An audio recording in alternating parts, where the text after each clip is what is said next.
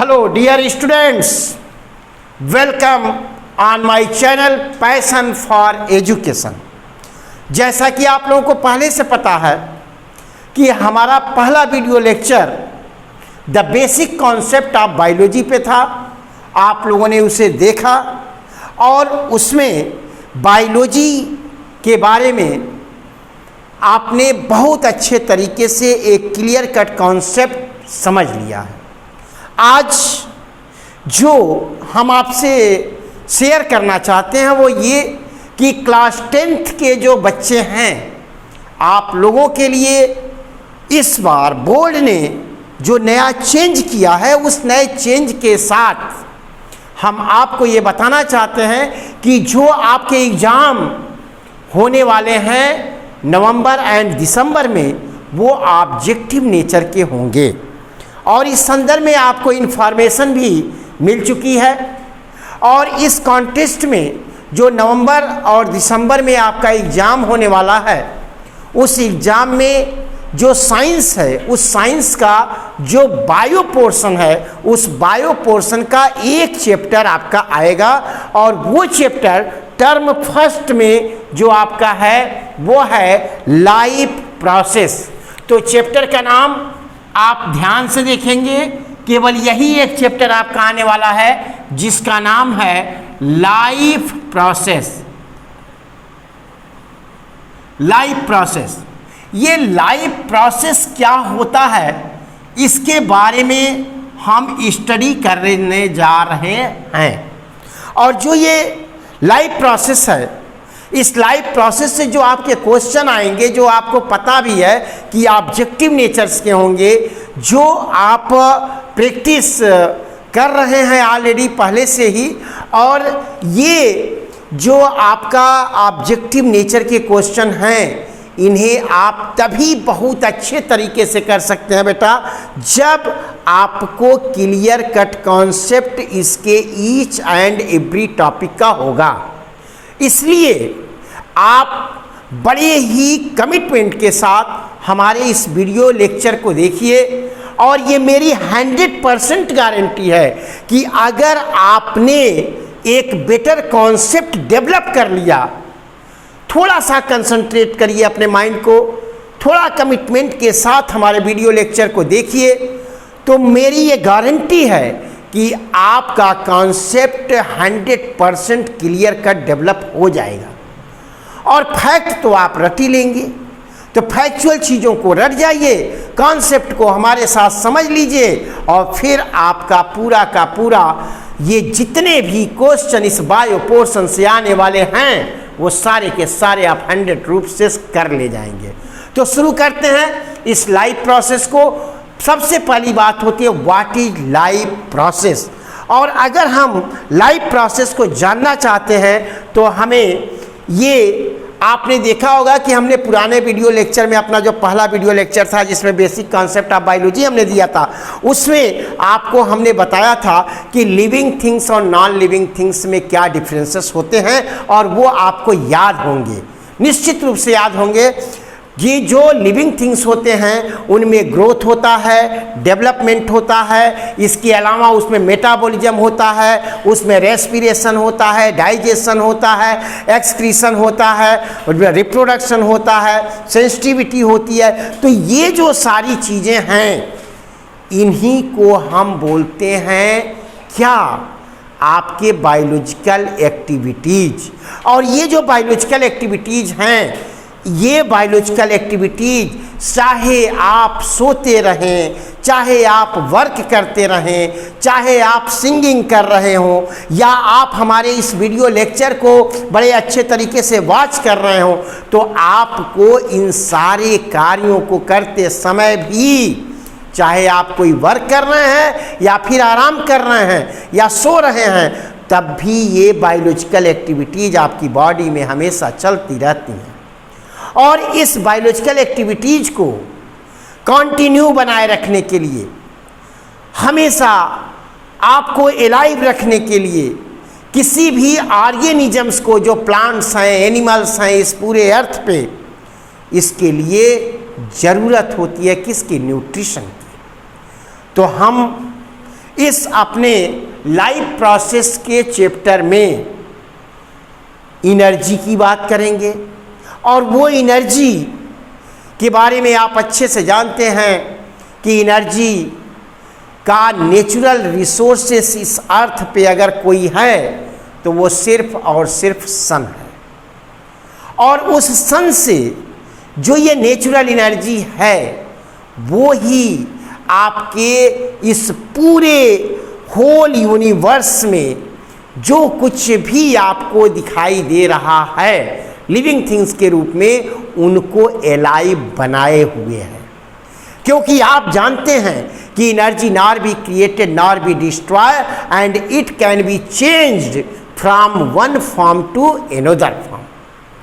तो जो ये लाइफ प्रोसेस है, इस लाइफ प्रोसेस को संचालित करने के लिए जो एनर्जी हमको मिलती है, वह एनर्जी कैसे मिलती है, कैसे एनर्जी ट्रांसफॉर्म होती है एक फॉर्म से दूसरे फॉर्म में, इन चीज़ों को, चाहे वो एनर्जी की बात हो, चाहे हमारे किसी भी लाइफ प्रोसेस की बात हो, जो बायोलॉजिकल एक्टिविटीज़ हैं, इनको जानने के लिए हम सबसे पहले जानेंगे कि जो ये लाइफ प्रोसेस है, इसमें जो हमारा न्यूट्रिशन है, रेस्पिरेशन है, हमारा ट्रांसपोर्ट है, एक्सक्रीशन है, ये क्या होते हैं।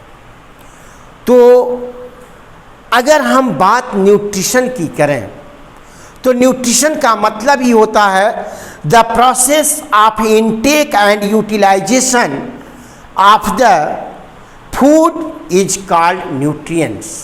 यानी जो भोजन होता है हमारा, उस भोजन को जब हम इनटेक करते हैं, अपने शरीर में लेते हैं, तो उसी से हमारे शरीर को न्यूट्रिशन मिलता है। और ये जो न्यूट्रिशन है, वो न्यूट्रिशन हमारे जो भोजन है, उस भोजन में, फूड में पाए जाने वाले न्यूट्रिएंट्स के रूप में होते हैं। और ये न्यूट्रिएंट्स हमारे कार्बोहाइड्रेट्स हैं, प्रोटीन्स हैं, फैट्स हैं, विटामिन्स हैं, मिनरल्स हैं। तो हम एक एक करके इनके बारे में स्टडी करेंगे। जो कोई भी ऑर्गेनिज्म है, उस ऑर्गेनिज्म को अपने आप को इस अर्थ पे एलाइव यानी कि जीवित रखने के लिए आवश्यक है, और वो चीज़ है न्यूट्रिशन। यानी सबसे पहले हम इस न्यूट्रिशन की बात करेंगे, और इस न्यूट्रिशन का मतलब आप अच्छे से जानते हैं कि intake of food, intake of food and getting energy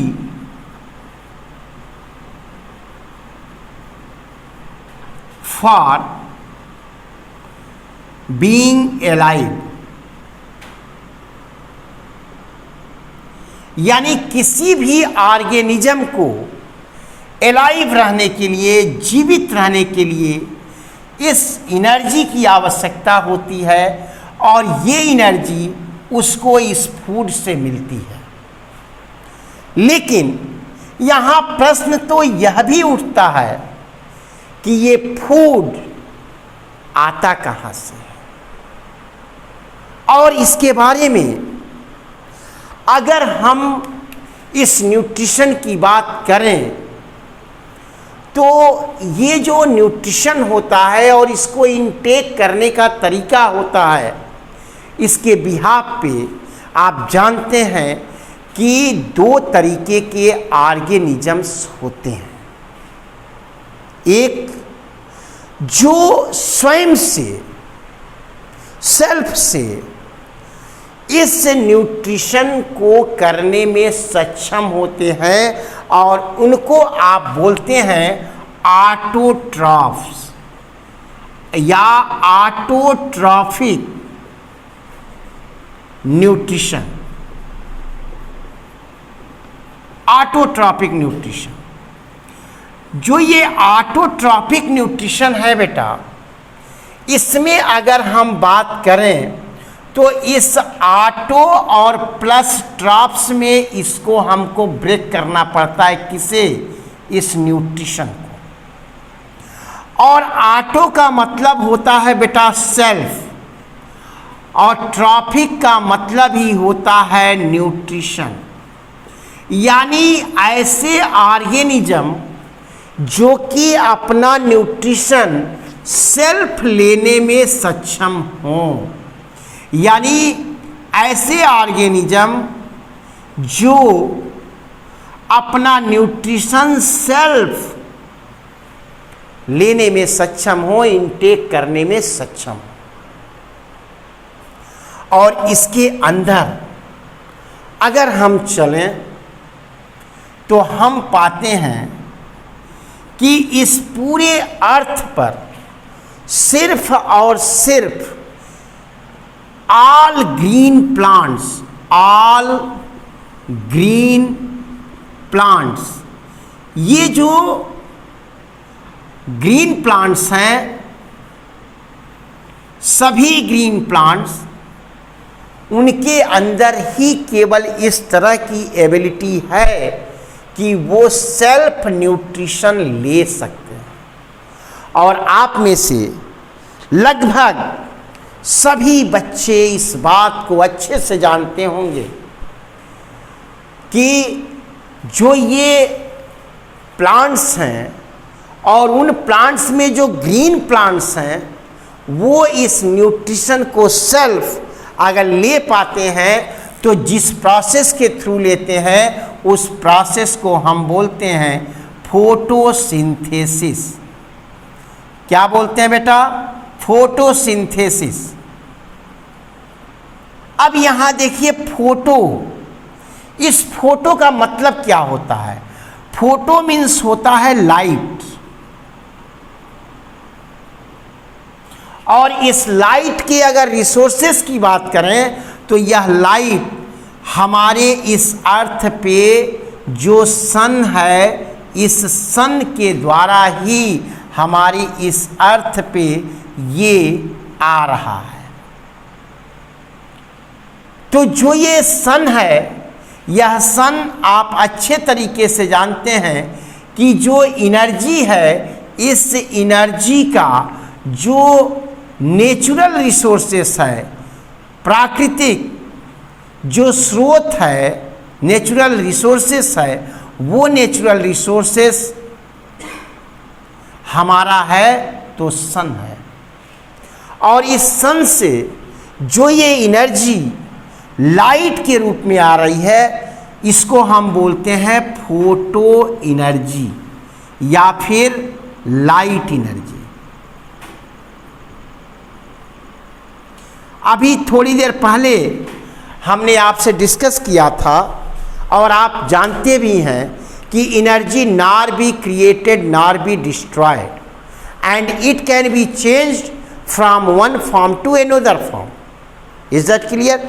यानी जो ये सन में लाइट एनर्जी है, वह लाइट एनर्जी जब इस पृथ्वी पे आ रही है सनलाइट के रूप में, तो यहाँ पे केवल ग्रीन प्लांट्स ही ऐसे हैं, जितने भी ग्रीन प्लांट्स हैं इस अर्थ पे केवल यही ऐसे हैं जिनके द्वारा ये फोटोसिंथेसिस का प्रोसेस किया जाता था। और इसी फोटोसिंथेसिस के प्रोसेस के थ्रू ये ऑल ग्रीन प्लांट्स अपना सेल्फ न्यूट्रिशन करते हैं, यानी कि फोटोसिंथेसिस के द्वारा वो अपने लिए फूड का फॉर्मेशन करते हैं। तो जो फूड का फॉर्मेशन करते हैं, यह वो किस रूप में करते हैं? आपको अच्छे से पता होगा बेटा कि जो ये फोटोसिंथेसिस होती है, इस फोटोसिंथेसिस का जो प्रोडक्ट होता है वह प्रोडक्ट जो फूड के रूप में हमारे सामने आता है पौधों के रूप में, पौधों के लिए, वो आपका होता है C6H12O6, जिसे आप बोलते हैं कार्बोहाइड्रेट्स या फिर ग्लूकोज। और इसी रूप में ये फूड या ये 5 कर दो। तो बेटा ये आपने देखा कि जो फूड का फॉर्मेशन हो रहा है वो फूड का फॉर्मेशन हमारा इस कार्बोहाइड्रेट्स के रूप में हो रहा है या ग्लूकोज के रूप में हो रहा है। तो ये क्या है हमारी, यही है केमिकल एनर्जी। क्या है? Chemical energy. और ये जो केमिकल एनर्जी है, यहां आपने क्या देखा कि सन में लाइट एनर्जी थी, फोटो एनर्जी थी, और इस फोटो एनर्जी को, इस लाइट एनर्जी को आप यहां देख रहे हैं कि इस फोटोसिंथेसिस प्रोसेस के थ्रू आपका किस में चेंज कर दिया गया? Chemical energy. यानी कि आपने देख लिया कि जो फोटोसिंथेसिस का प्रोसेस है, इसी की वजह से आपका ये जो एनर्जी है वह एक फॉर्म यानी कि लाइट एनर्जी से दूसरे फॉर्म केमिकल एनर्जी में चेंज हो रहा है। और अब यही एनर्जी ट्रांसफर हो रही है किसमें? आपके इन ग्रीन प्लांट्स में। और ग्रीन प्लांट्स इसी के द्वारा अपना न्यूट्रिशन लेते हैं, और प्लांट्स की जो लाइफ प्रोसेसेस है यानी इनका जो ग्रोथ और डेवलपमेंट है, इनके अंदर जो रेस्पिरेशन का प्रोसेस हो रहा है, इनके अंदर जो ट्रांसपोर्ट का प्रोसेस हो रहा है, इनके अंदर जो सेंसिटिविटी है, इनके अंदर जो बायोलॉजिकल एक्टिविटीज है, वो सारा कुछ इसी से संभव है। Is that clear?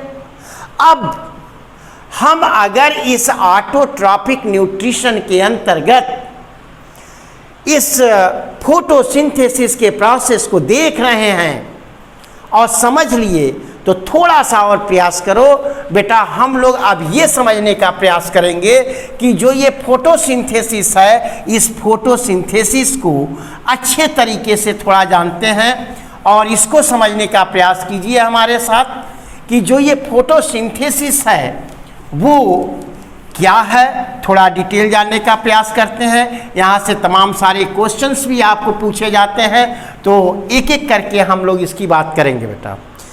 अगर हम बात करते हैं फोटोसिंथेसिस का, तो आप ये जानते हो अच्छे तरीके से कि जो हमारा ये एटमॉस्फेयर है, इस एटमॉस्फेयर में आपकी कार्बन डाइऑक्साइड है, और जो हमारा अर्थ है, इस अर्थ से जितने भी प्लांट्स हैं, ये प्लांट्स वाटर को H2O यानी इस वाटर को जाइलम के थ्रू, यह वाटर इस अर्थ से पौधों के, प्लांट्स के लीव्स में पहुंचता है। Is that clear? यानी जो प्लांट्स के लीव्स हैं, इस प्लांट्स के लीव्स में ये जो वाटर है, यह वाटर आपका जाइलम के थ्रू पहुंच रहा है, और जो ये कार्बन डाइऑक्साइड है उसको ये पौधे, प्लांट्स इस एटमॉस्फेयर से ले लेते हैं। यानी कि दो चीजें, एक कार्बन डाइऑक्साइड और दूसरा वाटर, इन प्लांट्स को आपको मिल गया कहाँ से? एटमॉस्फेयर से कार्बन डाइऑक्साइड और अर्थ से वाटर। अब जब सनलाइट इनके ऊपर पड़ती है, तो सनलाइट जैसे ही इस पत्ती पर पड़ेगी, लीव्स पे पड़ेगी, तो ये लीफ जो होती है बेटा ना, मैंने यहाँ भले ही रेड कलर से बनाया है, लेकिन ये होता किस कलर का है? ग्रीन कलर की होती है। और जो ये लीव्स ग्रीन है, आप में से अधिकांश लोग जानते होंगे और अधिकांश नहीं, हमें तो 100% आप लोगों पे विश्वास है कि कोई भी बच्चा ऐसा नहीं होगा जो इस बात को न जानता हो कि प्लांट्स ग्रीन होते हैं। उसका कारण होता है क्लोरोफिल। यानी कि जो ये क्लोरोफिल है, इस क्लोरोफिल के प्रेजेंस की वजह से आपका ये प्लांट क्या होता है? ग्रीन होता है। यानी कि सनलाइट भी इस प्लांट्स को मिल गया, एटमॉस्फेयर से कार्बन डाइऑक्साइड मिल गया, इस अर्थ से इसको वाटर मिल गया, और क्लोरोफिल ऑलरेडी इसके अंदर है। यानी कि आपने देख लिया सारी चीजें यहां प्रेजेंट हो गई इस प्लांट के कॉन्टेक्स्ट में। तो अब होता क्या है? तो होता बेटा बस यही है कि जैसे ही सनलाइट इस लीव्स पे पड़ती है, तो उस कंडीशन में ये क्लोरोफिल के जो पार्टिकल्स हैं, इस सनलाइट के प्रेजेंस में ये क्लोरोफिल के पार्टिकल्स वो क्या करते हैं बेटा? एक्साइट हो जाते हैं।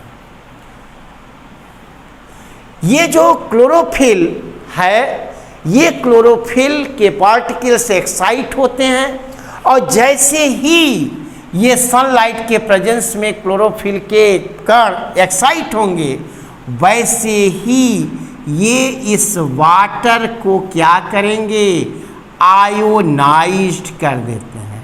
अब ध्यान से देखना बेटा यहाँ पे कि जो ये वाटर इस लीव में आया हुआ है, और यहाँ से कई क्वेश्चन भी हम आपको बताने वाले हैं। ये जो वाटर है, यह वाटर जैसे ही सनलाइट इस क्लोरोफिल पे पड़ा, इसके जो मॉलिक्यूल्स हैं क्लोरोफिल के, वो एक्साइट होंगे और तुरंत ये इस वाटर को आयोनाइज करेंगे। और बेटा जैसे ही इस वाटर को आयोनाइज करेंगे, वैसे ही यह वाटर स्प्लिट कर जाएगा, इसकी स्प्लिटिंग होगी, और इसी को, इस वाटर के स्प्लिटिंग से, इसके टूटने से आपके ऑक्सीजन आयन और हाइड्रोजन आयन बनेंगे। और चूंकि यह स्प्लिटिंग वाटर का इस सनलाइट की वजह से हो रहा है, इसीलिए इस प्रोसेस को हम बोलते हैं क्या? और बड़े ध्यान से रखना, ये पूछा जाता है, इसको बोलते हैं फोटोलिसिस। फोटोलिसिस, फोटो का मतलब होता है लाइट, इज दैट क्लियर? और लिसिस का मतलब होता है बेटा स्प्लिटिंग, यानी कि किसी चीज का टूटना। तो फोटोलिसिस बोलते हैं इस प्रोसेस को, यानी लाइट के प्रेजेंस में वाटर का टूटना, स्प्लिटिंग, और इससे ये जो वाटर है वो क्या होता है? हाइड्रोजन आयन और ऑक्सीजन आयन में क्या होता है? टूट जाता है। इसीलिए इसको आयोनाइजेशन भी या आयोनाइज्ड कहते हैं कि वाटर आयोनाइज्ड हो गया। अब आपको यह भी पता है कि जो फोटोसिंथेसिस का प्रोसेस है, इस फोटोसिंथेसिस के प्रोसेस के थ्रू बेटा, ये जो फोटोसिंथेसिस है, इस फोटोसिंथेसिस के प्रोसेस के थ्रू प्लांट्स क्या करता है? यह अपना भोजन बनाता है, और ये जो भोजन बनाता है, अभी हमने यहाँ बताया था, ये ग्लूकोज के रूप में या कार्बोहाइड्रेट के रूप में बनाता है। तो ये जो ग्लूकोज या कार्बोहाइड्रेट के रूप में उसका भोजन बना, वो यही बना C6H12O6। Is that clear?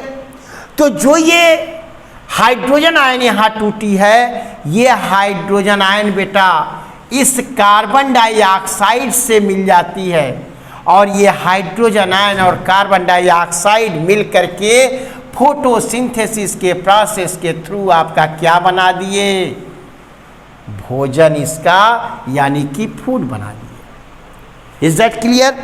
और दूसरी नंबर चीज कि यहाँ पे इस स्प्लिटिंग के दौरान ये ऑक्सीजन भी आपका ब्रेक डाउन हुआ है, और यही ऑक्सीजन इस फोटोसिंथेसिस प्रोसेस में बाई प्रोडक्ट के रूप में, ध्यान रखिएगा बेटा, बाई प्रोडक्ट इसको बोलते हैं, जो भोजन इसका बनता है, फूड का फॉर्मेशन होता है ड्यूरिंग फोटोसिंथेसिस, वो आपका ये C6H12O6 है, ये फोटोसिंथेसिस का प्रोडक्ट है, ये इसका प्रोडक्ट है।